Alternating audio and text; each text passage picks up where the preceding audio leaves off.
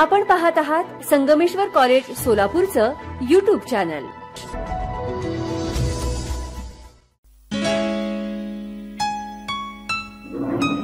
नमस्कार, सुस्वागतम।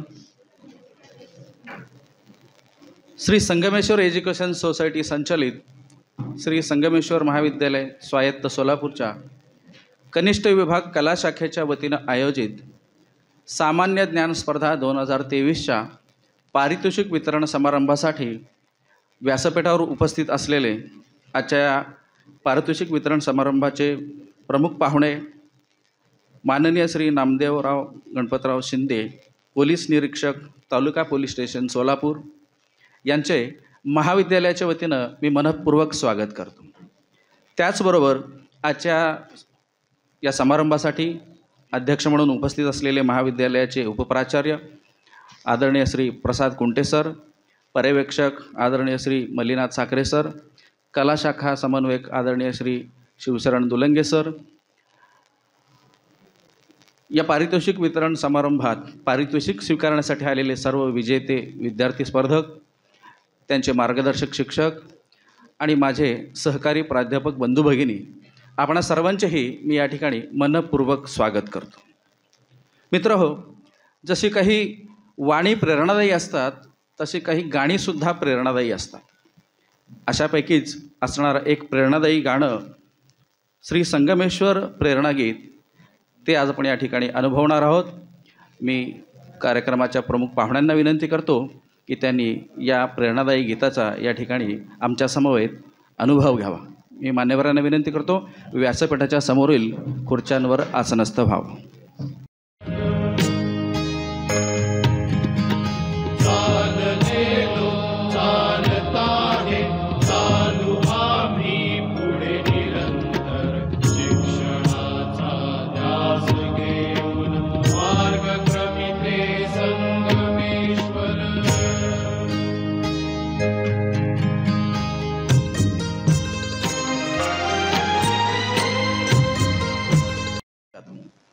तेव्हा आजच्या या पारितोषिक वितरण समारंभाच्या प्रास्ताविकासाठी मी आमंत्रित करतो कला शाखा समन्वयक प्राध्यापक शिवशरण दुलंगे सर यांना।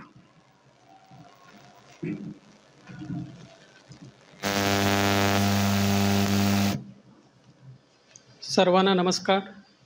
सन्माननीय व्यासपीठावर उपस्थित असलेले प्रमुख पाहुणे माननीय नामदेव गणपतराव शिंदे, पोलीस निरीक्षक, तालुका पोलीस स्टेशन सोलापूर, आपले महाविद्यालयाचे उपप्राचार्य प्रसाद कुंटे सर, पर्यवेक्षक मल्लीनाथ साखरे सर, तसेच सुज्ञ पालक, गुणवंत विद्यार्थी आणि इतर शाळा महाविद्यालयाचे शिक्षक व माझे सर्व सहकारी शिक्षकेतर बंधू भगिनीच्या मी शिवशरण दुलंगे कला शाखा समन्वयक या नात्याने हृदयपूर्वक स्वागत करतो। संगमेश्वर कॉलेज कनिष्ठ विभाग कला शाखा गेली 11 वर्षापासून शहरस्तरीय सामान्य ज्ञान स्पर्धा परीक्षा आयोजित करीत आहोत। त्याचा मागचा उद्देश हा आहे की सोलापूर शहर जिल्ह्यातील विद्यार्थी 9वी, 10वी, 11वी, 12वीत असताना राजसेवा, बँकिंग, पोलीस भरती, सैनिक भरती, सरळ सेवा भरती, लोकसेवा, विमा, रेल्वे बोर्ड व चालू घडामोडी या सर्व परीक्षांसाठी प्रश्नपत्रिकेचे स्वरूप, आवड, रुची, वाचन संस्कृती रुजवणे ही यामागचा उद्देश। सोलापूर शहरातील हरिभाई देवकण प्रशाला, saint Joseph high school, Hindustan convent church high school, Sonamata प्रशाला, doctor Ambedkar night high school, Manikeri high school, Vasantrao Naik प्रशाला, लाल बहादूर शास्त्री प्रशाला, आंध्र भद्रावती माध्यमिक विद्यालय, नेताजी प्रशाला व ज्युनियर कॉलेज, सिद्धेश्वर कन्या प्रशाला, सिद्धेश्वर इंग्लिश मीडियम, सिद्धेश्वर प्रशाला, साखर कारखाना, मल्लिकार्जुन प्रशाला व ज्युनियर कॉलेज हत्तूर वस्ती, सुरवसे प्रशाला व junior college, SVCS high school Hotgigaon, SVCS high school junior college Bhavanipeth, SVCS high school व junior college MIDC, modern high school, Sangameshwar college, Padmashri Sumatibai English medium high school, Umabai Shravika प्रशाला, जाममुनी प्रशाला, बंडा प्रशाला, विद्यानिकेतन प्रशाला, शांती प्रशाला, जागृती प्रशाला आणि नितन प्रशाला अशा शाळा आणि ज्युनियर कॉलेजमध्ये एकूण 510 विद्यार्थी परीक्षेला बसले। काळाची गरज आणि विद्यार्थ्यांची आवड रुची ओळखून वेगवेगळे उपक्रम राबवणारे संगमेश्वर कॉलेज हा सोलापूर जिल्ह्यातील एकमेव कॉलेज आहे। इथे बसलेले अनेक गुणवंत विद्यार्थी, उदाहरणार्थ उत्तमा डगे, समृद्धी सावंत, ऐश्वर्या सुरवसे, कलबुर्गी अमृता, गायकवाड समीक्षा, देशमुख ऋग्वेद, अमन मुजावर, अनिकेत इंडे, ओंकार वाघमडे याच्याकडून या महाविद्यालयाची अपेक्षा हा आहे की तुम्ही आज ना उद्या स्पर्धा परीक्षेच्या माध्यमातून उच्च पदस्थ अधिकारी होणार आहे। येणाऱ्या विद्यार्थ्यांच्या पारितोषिक वितरण समारंभासाठी प्रमुख पाहुणे म्हणून यावं हीच कॉलेजची अपेक्षा आहे। भारतीय कायदा आणि सुव्यवस्था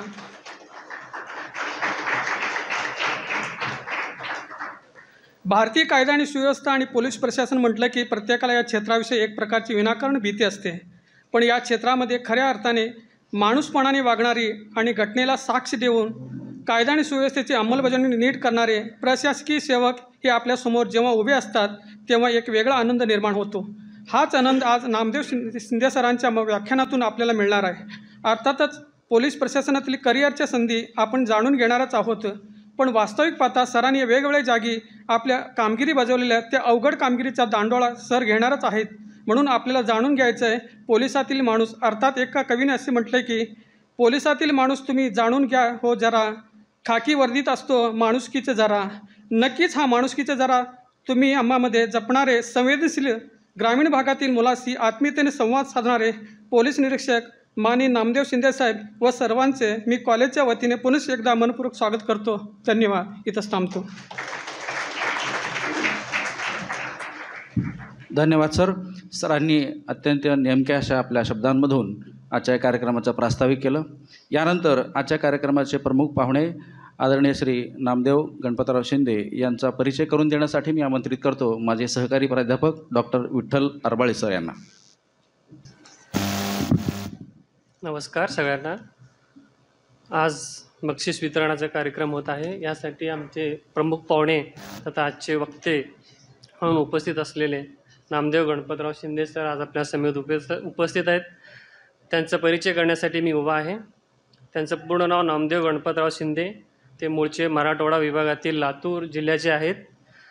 त्यांचं शिक्षण, सरांचं शिक्षण MSc अग्री महात्मा फुले कृषी विद्यापीठ राहुरी येथून 2003 साली झालेलं आहे. सरांनी MScला असतानाच शेवटच्या वर्षी MPSC मार्फत घेतल्या जाणाऱ्या PSI परीक्षाही 2003 सालीच उत्तीर्ण झालेल्या आहेत. त्यानंतर सरांची जी पोस्टिंग झालेली आहे महाराष्ट्रभर विविध जिल्ह्यांमध्ये, त्यामध्ये नागपूर शहर, गडचिरोली, सोलापूर, नातेपोते, अकलूज, वेळापूर, मंगळवेढा, कोल्हापूर, टुपरी, जयसिंगपूर, मुंबई क्राईम ब्रँच, बारामती शहर आणि सध्या सर सोलापूर तालुका पोलीस ठाणे येथे वरिष्ठ PI म्हणून काम करत आहेत. धन्यवाद. धन्यवाद सर. आजच्या प्रमुख पाहुण्यांचा औपचारिक परिचय अरबाळे सरांनी आपल्याला करून दिला. आणखी सखोल परिचय त्यांच्याशी होणाऱ्या संवादातून आपल्याला नक्कीच होईल. पुन्हा एकदा अरबाळे सरांचे धन्यवाद. मित्र, असं म्हटलं जातं की स्वतंत्र राहावं विचारांनी, स्वतंत्र राहावं विचारांनी आणि बांधलेलं राहावं ते संस्कारांनी. माणसाला माणसाशी बांधणं म्हणजे संस्कार आणि या संस्काराचाच एक भाग म्हणजे अतिथी सत्कार. तेव्हा आजच्या या कार्यक्रमाच्या प्रमुख पाहुण्यांचा, अतिथींचा या ठिकाणी सत्कार होईल. मी महाविद्यालयाचे उपप्राचार्य आदरणीय प्रसाद कुंटे सरांना विनंती करतो की आजच्या कार्यक्रमाचे प्रमुख पाहुणे नामदेवराव गणपतराव शिंदे सर यांचं या ठिकाणी स्वागत करावं, सत्कार करावं. आपल्या सोलापूरची ओळख म्हणजे ग्रामदैवत श्री सिद्धरामेश्वरा, त्यांच्या प्रतिमेचं या ठिकाणी स्वरूप देऊन त्यांचा सत्कार होत आहे. तेव्हा बोला बोला एकदा भक्तलिंग हर बोला हर. श्री सिद्धेश्वर महाराज की, आवाज कमी येतोय, श्री सिद्धेश्वर महाराज की. धन्यवाद. यानंतर मी आमंत्रित करतो आजच्या प्रमुख पाहुण्यांना. बोलकं करण्यासाठी हवं असतं ते संभाषण, आधारासाठी हवं असतं ते आश्वासन. बोलकं करण्यासाठी हवं असतं ते संभाषण, आधारासाठी हवं असतं ते आश्वासन आणि यशासाठी हवं असतं ते सखोल मार्गदर्शन. आमच्या या स्पर्धा परीक्षेसाठी उत्सुक असणाऱ्या विद्यार्थ्यांना अशाच स्पर्धा परीक्षेतून उत्तुंग यश मिळवणारं एक प्रमुख पाहुणे म्हणून आपल्यासाठी उपस्थित असलेले आदरणीय श्री नामदेवराव गणपतराव शिंदे सर यांना विनंती करतो की त्यांनी आमच्या विद्यार्थ्यांना या ठिकाणी मार्गदर्शन करावं.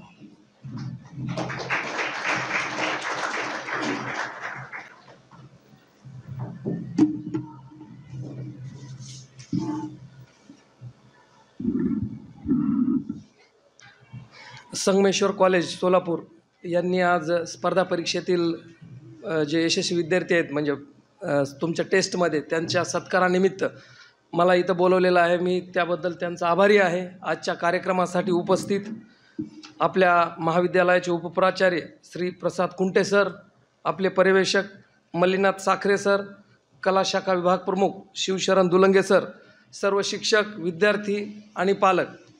मित्रांनो, सध्या लोकसभेच्या इलेक्शनच्या अनुषंगाने आम्ही खूप बिझी आहोत, तरी परंतु मुलांशी तुमच्याशी हितगुज करता यावं किंवा तुम्हाला मार्गदर्शन करता यावं. मार्गदर्शन आत्ता सरांनी सांगितल्याप्रमाणे खूप गरजेचं आहे. स्पर्धा परीक्षेमध्ये बरेच विद्यार्थी अपयशी होतात. त्याचं महत्त्वाचं कारण आहे की मार्गदर्शन मिळत नाही. कुणीतरी आपल्याला काहीतरी सांगतं की ह्याच्यामध्ये करप्शन असतं, म्हणजे वसिलेबाजी होते, खूप अभ्यास करावा लागतो, म्हणजे वगैरे वगैरे, म्हणजे स्पर्धा परीक्षेबाबतचा जे गैरसमज असतो तो तुमच्या मनातून दूर व्हावा. आणि स्पर्धा परीक्षेचे ती जे यश असतं ते केवळ आणि केवळ आत्मविश्वास. म्हणजे जरी 10 लाख मुलं बसत असतील आणि जागा जरी 500 असतील, पण त्याच्यामध्ये ज्याची मनातली इच्छाशक्ती किंवा ज्याचा कॉन्फिडन्स उच्च आहे 100% तो 500 पैकी 1 जागा तो मारतोच. आणि बाकीचे जे आहेत उरलेले ते तसेच राहतात. परंतु त्याच्यामध्ये कसं असतं, अटेम्प्ट असतात परीक्षेचे. माझ्या बाबतीत सांगतो, मी 10वीपासूनच मला आवड निर्माण झाली. मी असंच यशस्वीतांचं मार्गदर्शन ऐकणे किंवा त्यांच्या यशोगाथा ऐकायचो किंवा स्पर्धा परीक्षेचे मासिक बघायचो. आणि 10वीपासूनच मला वाटायचं की आपण MPSCच द्यायची. आणि इच्छा तिथं मार्ग 100% खरा आहे. मी 2003 साली MSc ॲग्री पास झाल्या पहिल्या प्रयत्नामध्येच माझं MPSCमध्ये सिलेक्शन झालं. आणि MPSCचे सिलेक्शन असे आहेत की कुठलीही MPSC तुम्ही द्या, तुम्ही रिटायर्डला सुपर क्लास 1 म्हणूनच रिटायर होता. आता माझी पोस्ट क्लास 1ची आहे. मी ज्यावेळी झालो त्यावेळी नॉन गॅजेटेड क्लास 2 म्हणून PSI जे पद आहे ते नॉन गॅजेटेड क्लास 2 आहे. पण आता जे PI म्हणून जे आहे, मी सिनियर PI, हे गॅजेटेड क्लास 1 माझा हे दर्जा आहे. तर त्यामुळे असे कुठलंही MPSCचे सगळीच पदं, इतकी सुंदर नोकरी आहे एवढं, आणि सगळ्यात राजमार्ग आहे मित्रांनो नोकरी मिळवायचा. आणि त्याच्यासाठी फक्त 2 वर्ष अभ्यास करण्याची गरज आहे. मन लावून 2च वर्ष. मग कुणाच्याच पाया पडायची गरज नाही किंवा डोनेशन देणे किंवा नोकरीसाठी कुणाची तरी चाकरी करण्याची गरज नाही. MPSCच्या ज्या परीक्षा आहेत ह्या स्वायत्त आहेत. म्हणजे तुम्ही एका तालुक्याचे, जिल्ह्याचे बॉस होऊ शकता आणि तुम्ही चांगलं काम करू शकता तुमच्या मनाप्रमाणे. फक्त त्याच्यासाठी गरज आहे की 1.5 ते 2 वर्ष. अति हुशार असेल 1.5च वर्ष जर त्यानं मागच्या, आता हे 2025ला नवीन सिलेबस येणार आहे, परंतु सिलेबस कसला जरी आला तरी 7वी ते 12वीतील गणित, इंग्रजी, मराठी, भूगोल, इतिहास, विज्ञान हे ज्यांचे विषय पक्के आहेत किंवा ज्यांची ह्याच्यावर कमांड आहे त्यांना काहीच अवघड नाही. म्हणजे काही सिलेबस जरी चेंज झाला, काही जरी झालं तर अभ्यासक्रम चेंज होत नसतो. अभ्यासक्रम तोच असतो. फक्त ते ऑब्जेक्टिव्ह, सब्जेक्टिव्ह असं काहीतरी त्याच्यात चेंजेस होतात. म्हणजे चेंज झाला म्हणजे काय वेगळा सिलेबस असं नाही. आपण जे शिकलेलं आहे तेच पण वेगळ्या पद्धतीनं. तर त्यामुळे कुणीही म्हणजे आता वेगळा आहे, पूर्वी वेगळा होता असं काही मानायचं कारण नाही. सिलेबसच असतो. त्याच्यामुळे जे विद्यार्थी मेहनत करतील यश हमखास त्यांच्यासाठी सज्ज आहे. तर एवढंच मी तुम्हाला कॉन्फिडन्स देऊ इच्छितो. आणि मित्रांनो कसं आहे, फक्त 300 रुपये फी आहे ह्या स्पर्धा परीक्षेच्या फॉर्मची. 300 रुपयामध्ये तुम्ही आयुष्यभरासाठी म्हणजे चांगली पोस्ट कमवू शकता. ह्याच्यामध्ये कसं आहे, राहणीमान हे महत्त्वाचं नाही. आणि आत्तापर्यंतचा MPSCचा इतिहास काढला तर सोलापूर जिल्ह्यातलं खूप चांगलं पर्सेंटेज आहे बरं. म्हणजे पुणे, मुंबई किंवा हे असे जे मेट्रोपॉलिटन सिटी आहेत तिथली मुलं यशस्वी होत नाहीत, कारण त्यांच्यामध्ये ती सहनशीलता नसते. मागच्या वेळी पण मी इथं आलो होतो की रानफुलं आणि कुंडीतल्या फुलात जे फरक आहे ना, तेच पुण्या मुंबईतली मुलं आणि ग्रामीण भागातली फुलं.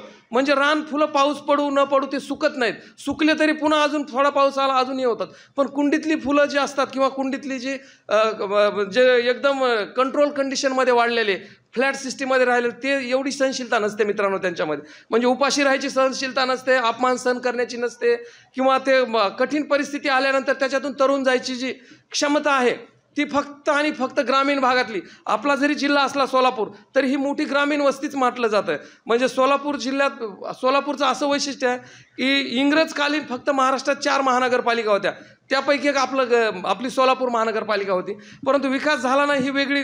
परंतु जे गुणवत्ता खूप आहे सोलापूर जिल्ह्यातील, जे स्पर्धा परीक्षेचं जे पर्सेंटेज आहे खूप आहे. उपळाय बुद्रुक असू द्या. मी माझा एक विषय सांगतो तुम्हाला. मी 2003ला MSc झालो त्यावेळी आमच्यासोबत एक स्मिता अंधारे होती. तिचा नवरा जो होता तो डेप्युटी कलेक्टर होते बार्शीचे. कुणाला माहिती असेल, बार्शीला होते ते उपजिल्हाधिकारी.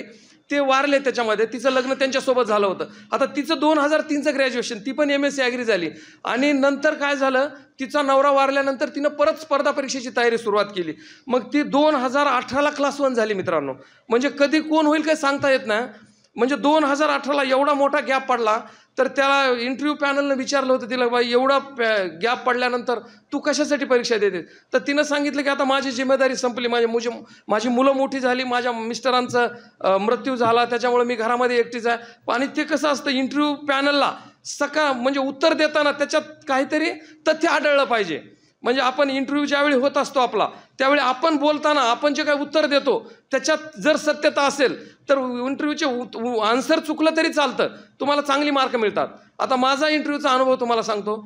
माझं जडणघडण सगळी खेड्यामध्ये झाली, मला शहर माहिती नव्हतं. पण त्यामुळे माझे जे हे होते, माझा मॉक इंटरव्ह्यू घेतला, ते म्हणले तुझी भाषा थोडी गावंढळ आहे. माझे शिक्षक म्हणले तुला चांगले मार्क मिळणार नाहीत, तू इकडं स्कोअर कर चांगला, मेन्समध्ये स्कोअर कर म्हणजे तुझं सिलेक्शन होईल. मी मेन्समध्येही चांगला स्कोअर केला आणि इंटरव्ह्यूमध्ये पण मी आत्मविश्वासानं उत्तरं दिले. उत्तरं भले चुकले असतील, पण मी सेंटरमध्ये दुसरा आलो. 75 पैकी 64 मार्क मला मिळाले.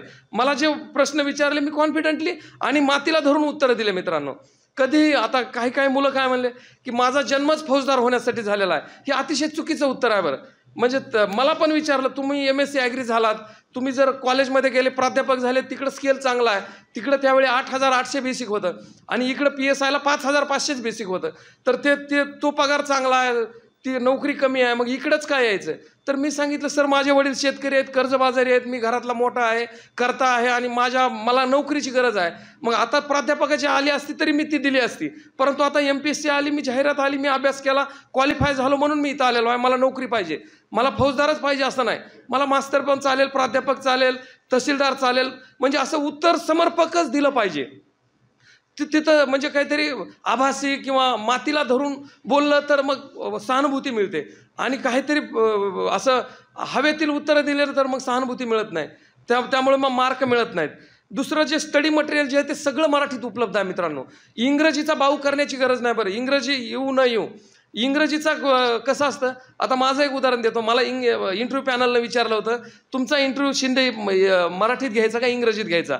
आता माझं शिक्षण सायन्समधूनच झालं, 11वी 12वी किंवा MSc ॲग्री माझं सगळं इंग्लिशमध्ये शिक्षण होतं, परंतु मला तेवढं फ्लुएंट इंग्लिश बोलता येत नव्हतं, ही वस्तुस्थिती होती. पण मी म्हणलं, सर ॲज यू विश म्हणलं, मी निगेटिव्ह नाही म्हणलं, माझा इंटरव्ह्यू मराठीत घ्या नाही म्हणलं, सर ॲज यू विश. की लगेच त्याच्यातले एक पॅनलचे भुजंगराव मोहिते होते, त्यांनी म्हणले लेटस इंट्रोड्यूस युअर सेल्फ.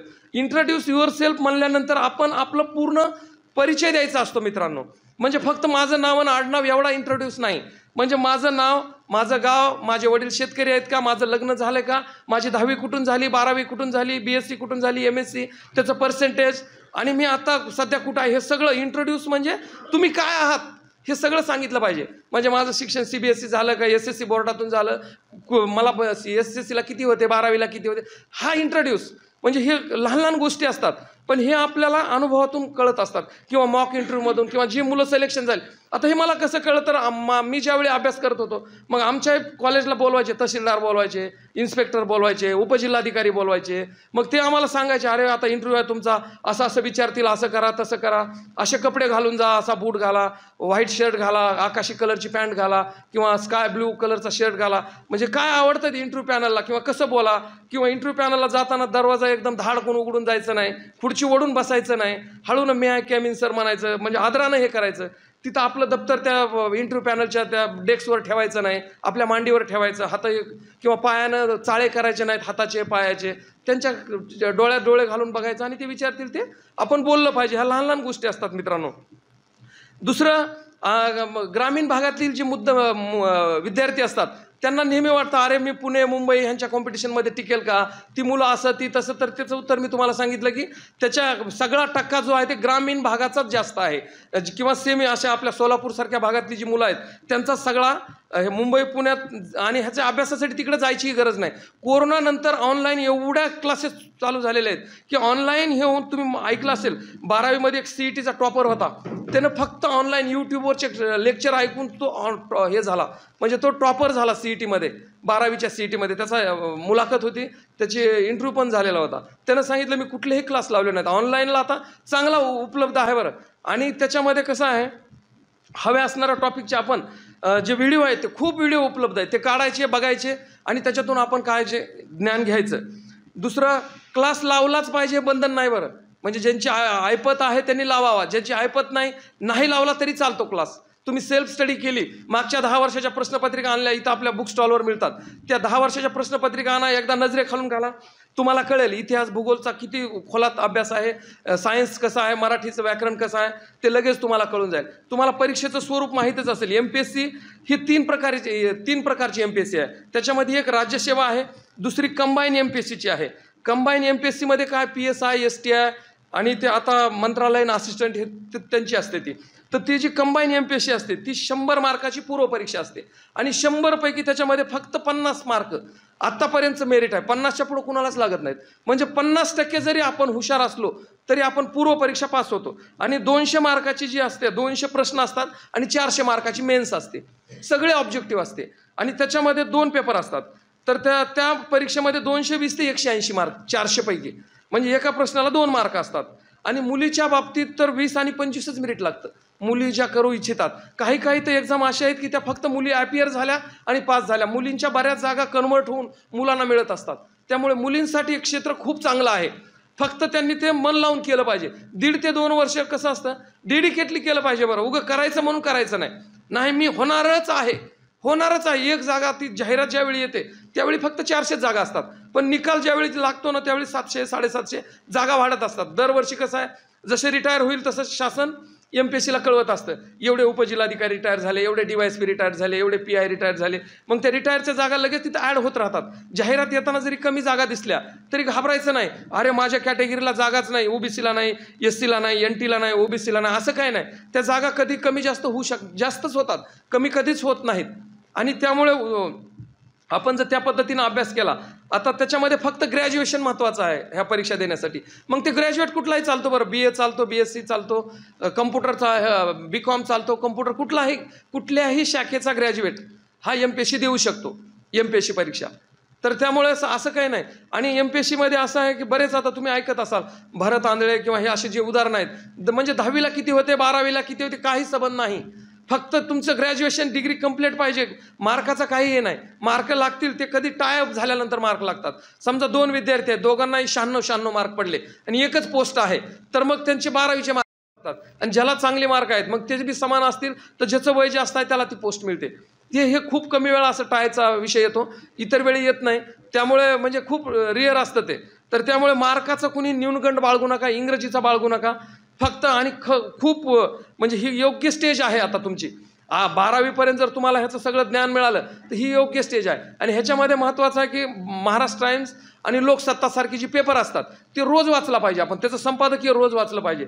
त्या संपादकीयमध्ये आहे ना सगळं दिलेलं असतं. संपादकीयमध्ये कसं काय दिलेलं असतं, आता कसं आहे, राम मंदिर आणि भारतीय राजकारण ह्याच्यात तुम्हाला लिहिता आलं पाहिजे. कसं लिहिता येतं, ज्यावेळी तुम्ही वाचताना मगच लिहू शकता तुम्ही. म्हणजे राम मंदिराचा विषय कधी सुरू झाला, त्याच्यात काय काय जडणघडणी झाल्या, त्याच्या मागचं राजकारण काय, कुणी रथयात काढली, त्याचा कुणाला फायदा झाला, शासन कसं बदललं, त्यावेळी तिथं कोण मुख्यमंत्री होते, म्हणजे हे तुम्ही वाचलं ना सगळं तुमच्या डोक्यात येतं.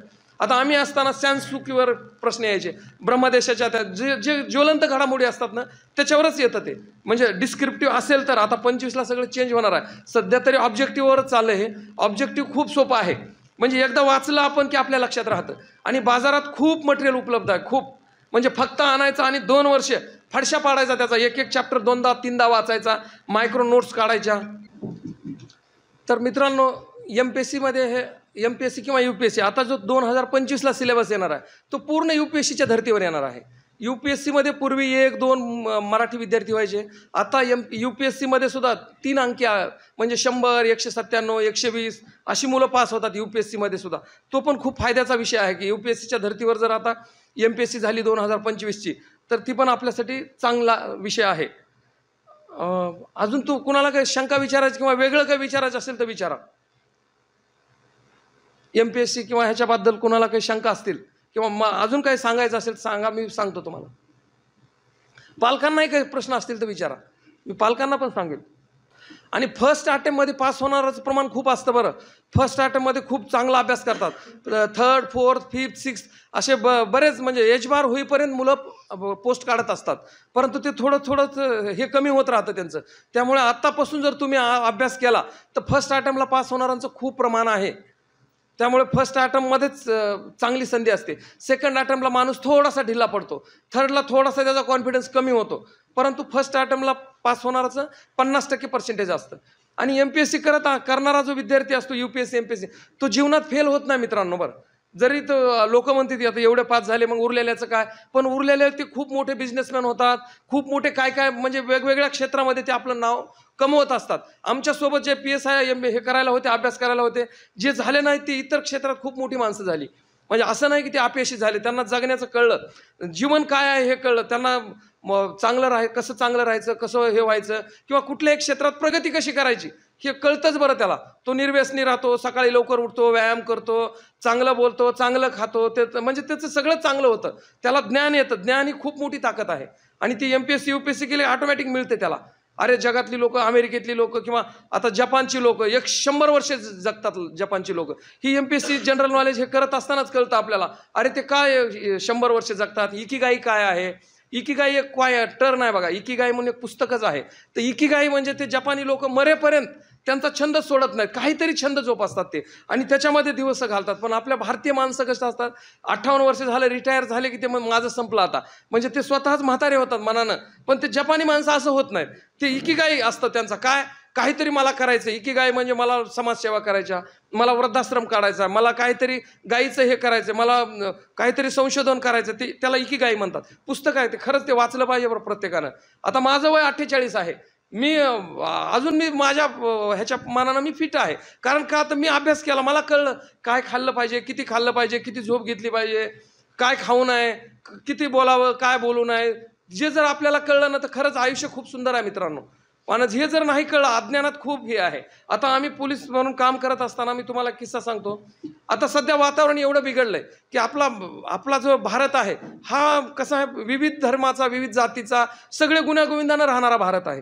परंतु आता लहान लहान गोष्टी जरी झाल्या तर माणसं त्याला धर्म जोडतात आणि धार्मिक विषय खूप वाढलेले आहेत. त्याच्यामुळे शिकलेल्या विद्यार्थ्यांनी आपलं घर जरी सांभाळलं तरी आपला शेजार सांभाळला जातो मित्रांनो. आणि हा देश कसा, हिंदू, मुस्लिम, ख्रिश्चन, बौद्ध पूर्वापार खूप वर्षापासून खूप गुण्यागोविंदानं राहत आहे तिथं. आणि त्यामुळे हे असंच राहिले तर पुढची पिढी आपली सुरक्षित आहे. आणि आपण जर फक्त धर्मवाद, जातीयवाद, प्रांतवाद हा जर जोपासला तर पुढची पिढी आपली सुरक्षित नाही, एवढं ध्यानात ठेवा. तर त्याच्यासाठी आपण सगळे आपल्या मित्रामध्ये आपण सगळी विविधता, व्हरायटी असावी. आपण सगळ्या जाती धर्मांना घेऊन सोबत गेलं पाहिजे. आणि प्रत्येक धर्म असू द्या, जाती असू द्या, सगळ्यांची तत्व महानच आहेत. परंतु काही लोकांनी त्याला ते हे केलं, म्हणजे बदनाम केलं किंवा त्याचं विकृतीकरण केलेलं आहे. ते कुठंतरी थांबलं पाहिजे. आपल्या सोलापूर जिल्ह्यामध्ये आपल्या जयंत्या, पुण्यतिथी आपण बघतो, ह्याला आपण विरोध केला पाहिजे मित्रांनो. आपल्याच घरामध्ये एखादा म्हातारा माणूस आहे, लहान मुलगा आहे, कसला ते DJ, डॉल्बी, ही जी संस्कृती आहे ही फक्त युवकच बदलू शकतो. युवा म्हणजे काय असतं माहिती आहे का, युवा जर उलटं लिहिलं ना तर त्याचं वायू होतं आणि वायू ज्यावेळी असा बाहेर पडतो ना वादळ निर्माण होतं, हे असं म्हटलं जातं मित्रांनो. आणि खरंच आहे, हे युवकच ही क्रांती करू शकतात. आणि त्यामुळे मला वाटतंय, आता अण्णा हजारेचं उदाहरण देतो तुम्हाला. अण्णा हजारे, माझं शिक्षण तिथंच झालं राहुरी विद्यापीठामध्ये, नगर जिल्ह्यात. नगर जिल्हा असला आहे, एवढा मोठा जिल्हा आणि एवढी विविधता आहे. ते अकोले तिकडं ते भंडारदारा धरणाकडे बघाल तर खूप पाऊस पडतो, 1200 mm पाऊस पडतो. पारनेर भागात फक्त 200 mm पाऊस पडतो. म्हणजे सुकाळ बी त्या जिल्ह्यात आहे, दुष्काळ बी त्या जिल्ह्यात आहे. त्या जिल्ह्यात सगळे कारखाने किंवा श्रीमंत माणसं, आदर्श गाव, पोपटराव पवार त्याच जिल्ह्यात आहेत, अण्णा हजारे त्याच जिल्ह्यात आहेत, बकाल शहर, बकाल गाव बी तिथंच आहेत, सगळ्यात दारुडा तिथंच आहे, सगळ्यात म्हणजे चारित्र्यवान तिथंच आहे, म्हणजे अध्यात्म आहे, म्हणजे खूप त्या जिल्ह्यात विविधता आहे. बरं म्हणजे ते मला तर त्या जिल्ह्याकडून मी भरपूर शिकलो. आम्ही कॉलेजला असताना जागतिक बँकेने एक सर्वे घेतला होता पोपटराव पवारच्या हिवरे गावचा. त्याच्यामध्ये 16 क्वेश्चनरी होते, माहिती असेल सर तुम्हाला कोणाला तर. त्या 16 पेजेसच्या एक क्वेश्चनरी होती. एक क्वेश्चनरी भरली की 200 रुपये मिळायचे आम्हाला, आम्ही MSCला असताना. तर ती क्वेश्चनरी त्याच्यामध्ये लिहिलेलं असं, शेतकऱ्याचं नाव, घरात किती माणसं आहेत, म्हशी किती आहेत, गायी किती आहेत, मग शेती किती आहे, शेतीमधली पिकं काय काय आहेत, म्हणजे ते गाव कसं आदर्श झालं ह्याच्यासाठी जागतिक बँकेने तो सर्वे ठेवला होता. आणि सगळे विद्यार्थी, MSCचे जे विद्यार्थी होते, MSC, MA, M.Ed असे त्या पोस्ट ग्रॅज्युएट विद्यार्थ्यांना ते काम दिलं होतं, ज्यांना करायचं ते करा, R9 युनिव्हर्सिटीनं. तर त्याच्यामध्ये आम्ही तिथं बघितलं, खरंच म्हणजे पोपटराव पवार एक भारावलेला माणूस, 1992ला गावचे उपसरपंच होतात आणि जगातले निम्मे देश फिरून येतात किंवा निम्मे देश त्यांना आमंत्रित करतात. 300 mm पाऊस पडून सुद्धा त्या गावातल्या विहिरीमध्ये असं हातानं पाणी घ्यायला यायचं. म्हणजे ही वस्तुस्थिती होती बरं. मी पण बघितलं पिकं काय घ्यावेत किंवा म्हशीला गाईला कसला खुराक द्यावा, काय दुधाचं फॅट कसं वाढवावं किंवा रानातली जी जैवविविधता आहे ती जपण्यासाठी काय काय करायला त्यांनी चारा बंदी केली होती, चराई बंदी. म्हणजे शेळ्या करायच्या तर फक्त बंदिस्तच करायच्या, गाई हे चारायच्या नाहीत, कुणी गवत कापून आणून टाकायचं. लहान लहान गोष्टी असतात पण खूप त्याचा इफेक्ट चांगला होतो. Winners don't do different things, they do things differently असे इंग्लिशमध्ये म्हण आहे. आणि खरोखर सत्य म्हण आहे की जे तुमच्यातले पण जे विनर्स असतात ना ते विनर्स आणि लुझर्स ते सारख्याच गोष्टी करत असतात, फक्त ते वेगळ्या पद्धतीने करतात. ते बी सकाळीच उठतात, फक्त ते 6ला उठतात आणि 4ला उठतात असं असतं. किंवा ते हा जो फरक असतो खूप ते जिंकण्यासाठी खूप महत्त्वाचा असतो मित्रांनो. बरं, कुणाला अजून काही शंका आहेत? मी कुणाला पालक आणि शिक्षक म्हणून एक प्रश्न असा आहे, विद्यार्थ्यांना 1.5 GB डाटा देखील मिळायला लागलाय, 2 GB डाटा देखील 150 रुपयामध्ये मिळाला. या डाटाचा वापर खऱ्या अर्थानं ज्ञानार्जन होण्यासाठी विद्यार्थ्यांना तुम्ही काय आवाहन करा?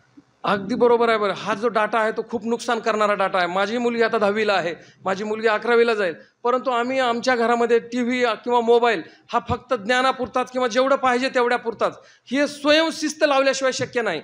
मग ज्याला वाया जायचं आहे आणि हे आयुष्य एकदाच आहे, एकदा निघून गेलेली वेळ परत कधीच येत नाही, त्यामुळे तो डाटाचा उपयोग कसा करायचा हे आपल्यावर आहे. आपण जर ते ज्ञानासाठी केला, आपण आता समजा शिवजयंती आहे तर शिवाजी महाराजावरचे त्याच्यात जे ऐकले किंवा जे काही असेल आपल्याला जे परीक्षा आहे किंवा एखाद्या माणसाची माहिती काढायची, एखादा महापुरुष बघायचा आहे, तर हे त्याच्यासाठी जर आपण वापर केला तर खूप चांगला आहे. किंवा घरातला TV पण जर आपण आणि ह्याच्यासाठी कसं असतं, घरातला करता पण तसा पाहिजे. बरं, आई जर 24 तास मोबाईल घेऊन बसत असेल तर तिनं मुलीकडून ती अपेक्षा करू शकत नाही की तिनं बघू नये किंवा मुलानं बघू नये. त्यामुळे बापानी पण मुलांच्या देखत एक आदर्श घातला पाहिजे. जरी बापाला काम नसेल, मोकळा वेळ आहे, परंतु त्यानं मुलांच्या देखत YouTube बघितलं नाही पाहिजे किंवा मुलांच्या देखत त्यानं ते मोबाईल खूप चाळे केलं नाही पाहिजे मोबाईलची.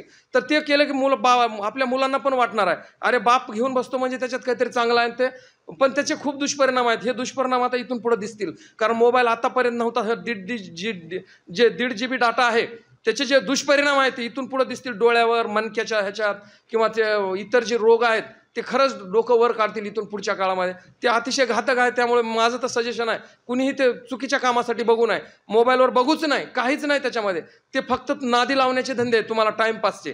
तर त्याच्यामध्ये खूप चांगली माणसं त्या सेक्सटॉर्शन्समध्ये सुद्धा बळी पडतात.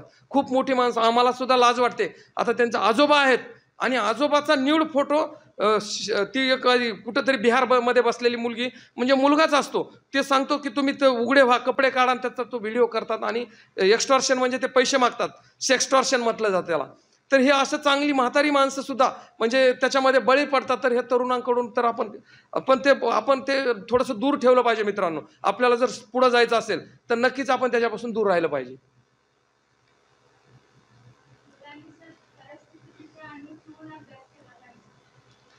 बरोबर आहे, परिस्थितीची ज्याला जाणीव असते ना तोच अभ्यास करतो, ज्याला जाणीव नाही ना तो वाया जातो आणि मग तो वाईट संगतीमध्ये येतो. पण ज्याला माहिती आहे की अरे माझा बाप एवढं कमवतो किंवा त्याला किती खस्ता खावा लागतात, त्याची बनेन फाटलेली आहे, त्याला कपडे नाहीत, किंवा माझं घरातलं जे बजेट आहे, हे ज्याला जाणीव आहे आपल्या घरातलं, माझं घर झोपड्यात आहे, झोपडपट्टीत आहे माझं घर, मला एवढी शेती आहे, माझा बाप खूप कष्ट करतो, ही जाणीव असल्याशिवाय यश नसतं मित्रांनो.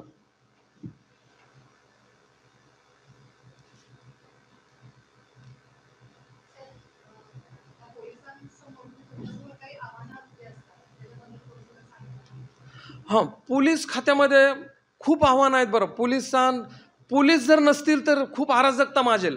आता मी 20 वर्ष झालं नोकरी करतो. मी 20 वर्ष माझ्या नोकरीमध्ये बघितलं की पोलीस ही खूप महत्त्वाची संस्था आहे. बरं, असतील काय करप्शन होता नाही होता असं म्हणत नाही, कुणाला वाईट अनुभव पण आले असतील, परंतु पाची बोटं सारखे नाहीत. जे कायदा आणि सुव्यवस्थेची जी सगळी जिम्मेदारी आहे पोलिसावर आहे. आणि त्याच्यामुळं जे काही तुम्ही आपल्यापैकी काही जणांचा गैरसमज असेल, काहींना वाईट अनुभव असतील, परंतु ते तेवढ्यापुरते असतील. बरं, बाकीचे कसं आहे, हत्तीचं ज्यांच्या हातात शिपूट आलं तो म्हणे हत्ती शेपटासारखा आहे, सोंडेसारखा आहे, पायासारखा आहे, त्याच्या ह्याच्यासारखा आहे. परंतु तसंच आहे पोलिसांचं. खूप मोठं क्षेत्र आहे पोलिसांच्या पुढं. म्हणजे पोलीस खूप चांगलं काम करू शकतो. पोलिसांना वेळेचं बंधन नाही, 24 तास पोलीस हा ऑन ड्युटी आहे. मी तुम्हाला नागपूरचं उदाहरण देतो. मी नागपूरमध्ये होतो, मागंही मी दिलं होतं. मी नुकताच PSI झालो होतो. मी नागपूरमध्ये माझी पोस्टिंग असताना नागपूरमध्ये एक मेयो हॉस्पिटल होतं. त्या मेयो हॉस्पिटलमध्ये छत्तीसगड आणि मध्य प्रदेशचे खूप पेशंट येतात, महाराष्ट्रातले पण येतात.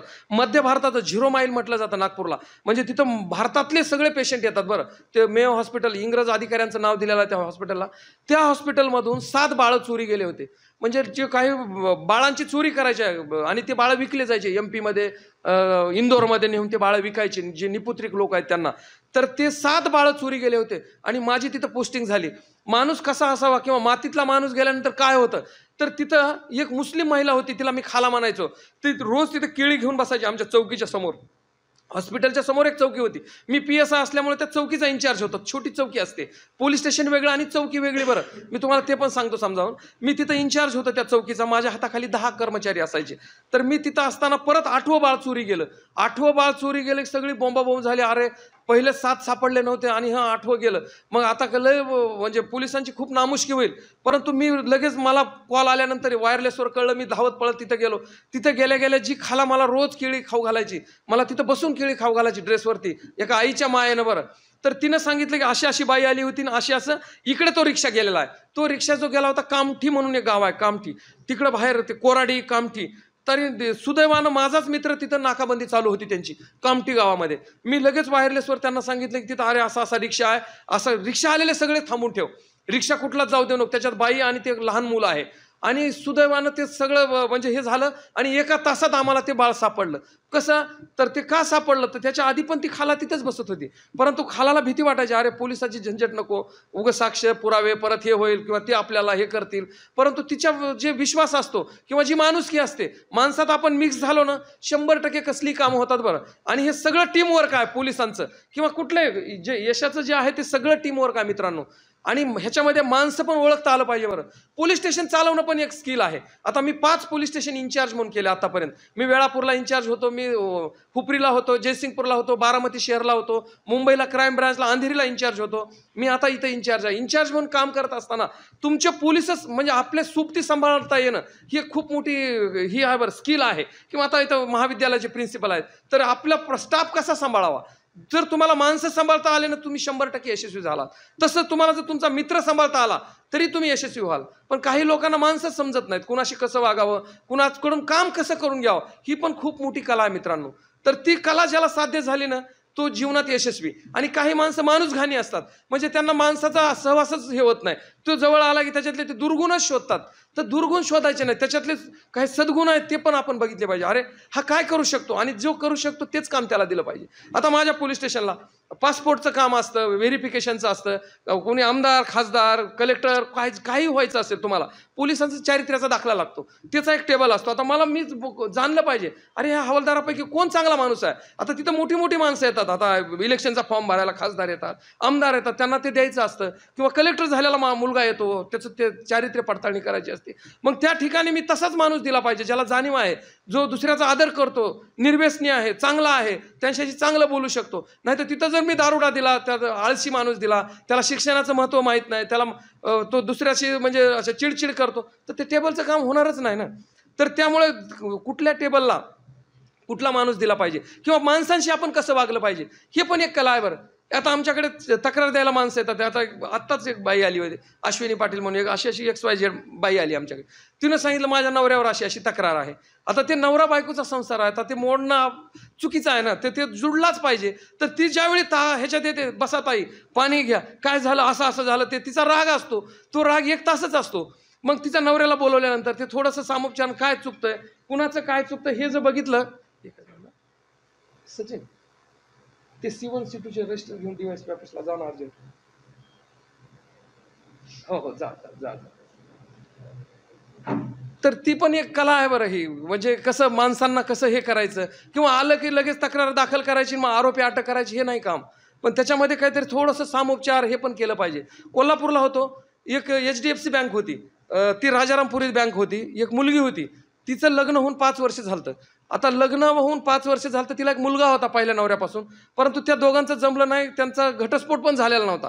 पण ही मुलगी तर HDFCत काम करायची. मग त्याच HDFCमध्ये इचलकरंजीचा एक मुलगा काम करायचा.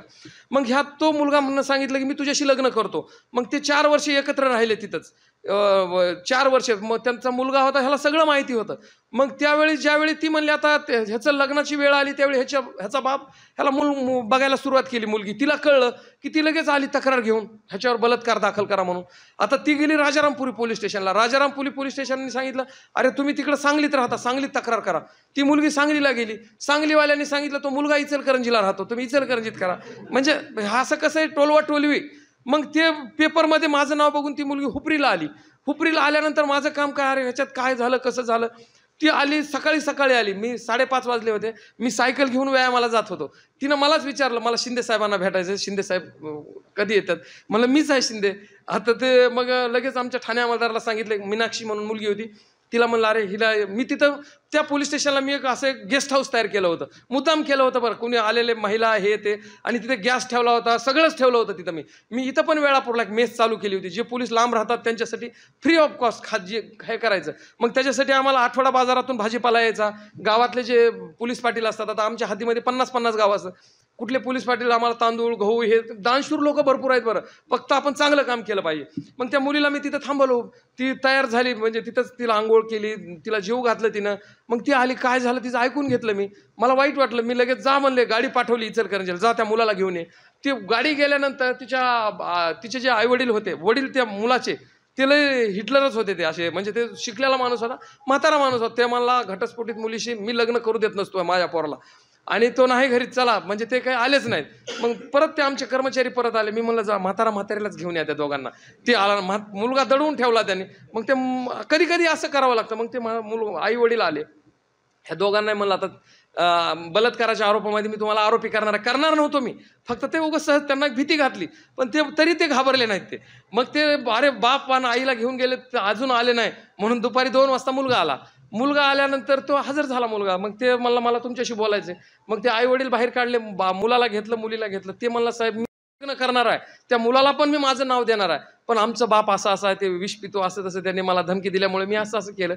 पण तुम्ही जरा त्यांना हे करा, आम्ही लग्न करायला तयार आहे. बघा विषय किती छोटासा होता. पण ते मग नंतर मी त्या दोघांना आई वडिलांना बोलवलं. मग त्यांना ते भीती घातली, चला गुन्हा दाखल करा म्हणलं. ह्या म्हाताऱ्याला 1 नंबर, म्हातारी 2 नंबर, ते पोरगं 3 नंबर करायचं. की ते म्हातारे ते घाबरले. त्यांना नेलं उगाच फक्त लॉकअपमध्ये नेऊन बसवलं. की ते तयार झाले, करू द्या म्हणले लग्न, आमचं काही म्हणणं नाही. आणि त्या दोघांचा इतका चांगला संसार चाललाय ना. आज मी जरी साक्षीला गेलो, पेपरला बातमी आहे, माझ्या फेसबुकवर पण बातमी आहे, बलात्काराची तक्रार आणि पोलिसांनी लावलं लग्न. म्हणजे किती छोट्या गोष्टी असतात हो. म्हणजे त्यांचा तो मुलगाही तिथं आहे. आणि परत पण मित्रांनो, अजून तुम्हाला एक दुसरा किस्सा मी मागेही तुम्हाला सांगितलं होता की नागपूरला असताना एक मुलगी होती, तिला औरंगाबादला दिलेलं होतं, आणि तिचे 12 लाखाचे दागिने 2007ला सगळे हिऱ्याचे दागिने होते. तिच्या सासरच्या मंडळीने केले होते. तिचे वडील दुकानामध्ये होते, त्यांना 4,000 रुपये महिना होता. मुनीम म्हणून काम करायचे एका माणसाकडे, अग्रवालकडे. आणि ही मुलगी आर्किटेक्चर झाली, खूप मोठं शिक्षण शिकली, आणि ती चांगली होती मुलगी. तिला त्या मोठ्या घरात तिला एका मुलानं करून घेतलं. आणि ती ज्यावेळी तिकडून इकडे येत असताना ओलो गाडीतून तिचे दागिने चोरी गेले होते. हे दागिने चोरी गेल्यानंतर 15 दिवस एका PSIने तपास केला होता मित्रांनो त्याचा. पण ती जी होलो गाडी होती, सैनीची गाडी होती, मग ती गाडी नेहमी जाहीर करायची.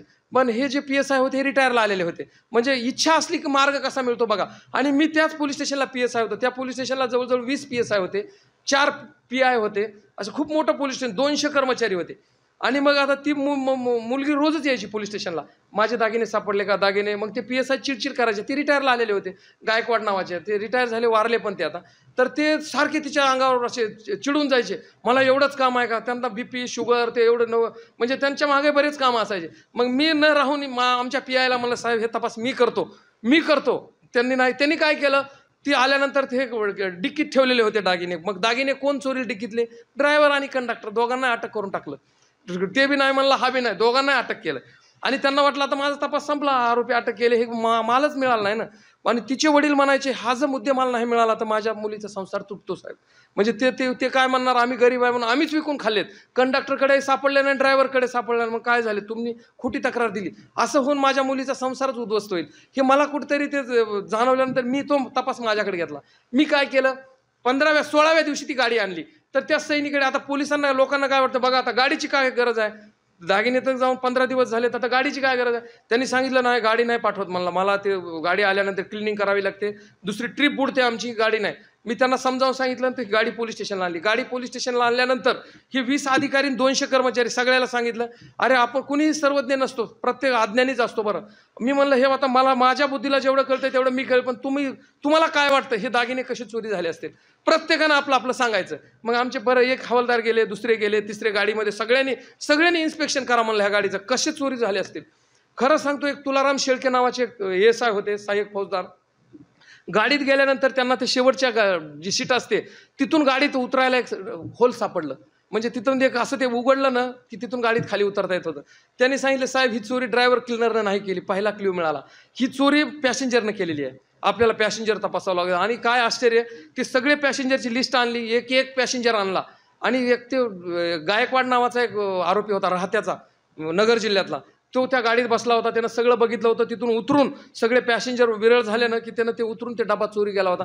100% रिकव्हरी झाली ही 20व्या दिवशी. 4 दिवसात आम्ही ते बघा, म्हणजे कसं असतं, म्हणजे इच्छा असली 100% मार्ग मिळतो.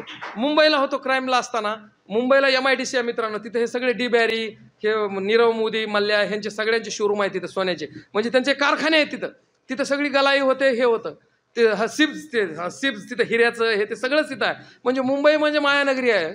आणि तिथं लॉकडाऊन लागलं 23 मार्चला लॉकडाऊन लागलं. लॉकडाऊनच्या दिवशी त्यांनी ते कारखाना बंद केला. कारखाना गलाईचा कारखाना होता, म्हणजे सोनं काढायचा. आणि त्याच्यात ते 8 कोटीचं सोनं होतं त्यांच्या ह्याच्यात तिजोरीमध्ये. आणि 23 मार्चला दुकान बंद केलं आणि 23 एप्रिललाच उघडलं साफसफाई करायला. लॉकडाऊन चालूच होतं. लॉकडाऊन दुकानं उघडायला कोणालाही अनुमती नव्हती. उघडलं, धक्का बसला त्या माणसाला. अरे माझं त्याची इलेक्ट्रिक कटरनं तिजोरी काटली होती. आणि तिथं फक्त एक वॉचमन होता आणि फक्त कॅमेरे चालू होते, CCTV चालू होते. आणि इलेक्ट्रिक कटरनं ते कापून सगळंच्या सगळं सोनं गेलं. माणूस बर्बाद झाला. जे की ते हे गलाई करून त्या मोठ्या नीरव मोदीला, मल्ल्यांना, ह्यांना ते सप्लाय करायचं होते सोनं. आता त्याला ते कामं आलेलं होतं, त्यांना ते परतफेड करणं गरजेचं होतं. ते चोरी गेलं. आता हे कसं शोधायचं? 1 महिना कालावधी गेलेला होता. इलेक्ट्रिक कटरनं ते सगळं DVR घेऊन गेले होते तिथं काही नव्हतं. CCTV तर होते, पण त्याचा जे DVR होता तो गायब होता. मग त्याचा कसा तपास करायचा? तर त्याच्यामध्ये अक्षरशः त्याच्यामध्ये खूप म्हणजे टॅक्टफुली तपास केला. आमचे कमिशनर साहेब आले आणि त्यांनी असे सगळ्यांना बसवलं, सगळे इन्स्पेक्टर, PI. अरे ह्याच्यात एक जणांना यायचं आणि क्ल्यू कागदावर लिहून द्यायचा त्यांना. कसा तपास करावा ह्याचा खूप मोठं आव्हान होतं. 8 कोटी म्हणजे लई मोठी गोष्ट झाली. म्हणजे 800 रुपये जरी चोरी झाली नाही सापडली तरी मोठं गंभीर आहे ते. तर हे तर 8 कोटीचं होतं. त्याच्यात एक कर्मचारी उठला आणि त्यांना सांगितलं, साहेब हे आपल्याला दिवस फिक्स करावा लागेल. तो कसा? जे इलेक्ट्रिक कटरनं चोरी झालेली आहे त्या दिवशीचं इलेक्ट्रिक कन्झम्पशन नक्कीच जास्त असणार. मला इलेक्ट्रिककडून आपण ते घेऊया, ते आपल्याला वेळ पण कळेल, दिवस झाली का रात्री झाली तारीख कळेल. आणि आश्चर्य, ते सगळं कळलं. ते वार फिक्स झाला. 18 तारीख निघाली की 18 तारखेला 18 एप्रिलला ते ग्राफ जास्त दिसला. मग 18 एप्रिलचे बाहेरचे सगळे कॅमेरे चेक केले ना, आरोपी मिळाले त्याच्यातले मित्रांनो. म्हणजे बघा ना किती लहान लहान गोष्टी असतात. आणि हे तपास एका कर्मचाऱ्याने, शिपायानं केला आहे का? तो शिपाई जो होता BSc झालेला होता, BSc कम्प्युटर झालेला होता. ते म्हणजे कधी कुणाचं डोकं कुठं चालेल हे काही सांगता येत नाही. त्यामुळे कुणालाही आपण हे केलं नाही पाहिजे. म्हणजे ह्यांना काय कळेल किंवा तुला काय कळतंय, कळतं, प्रत्येकाला कळत असतं. अजून काय विचारायचं झालं? विचारा मुलांना.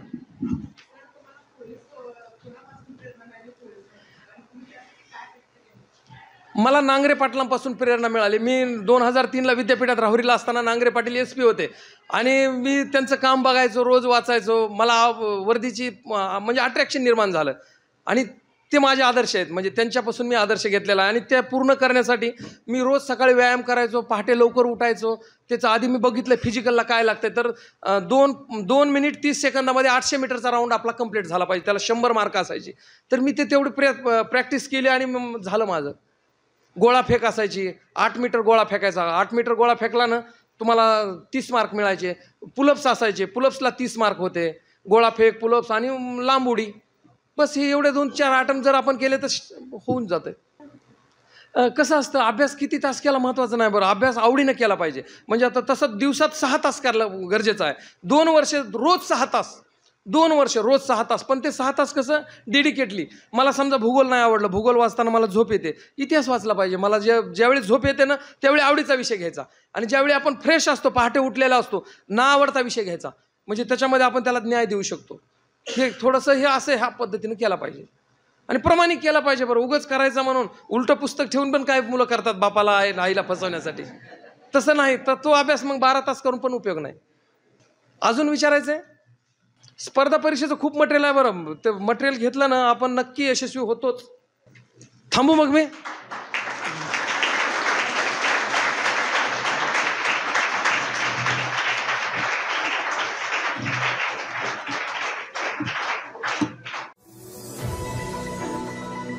आपण पाहत आहात संगमेश्वर कॉलेज सोलापूरचं YouTube चॅनल.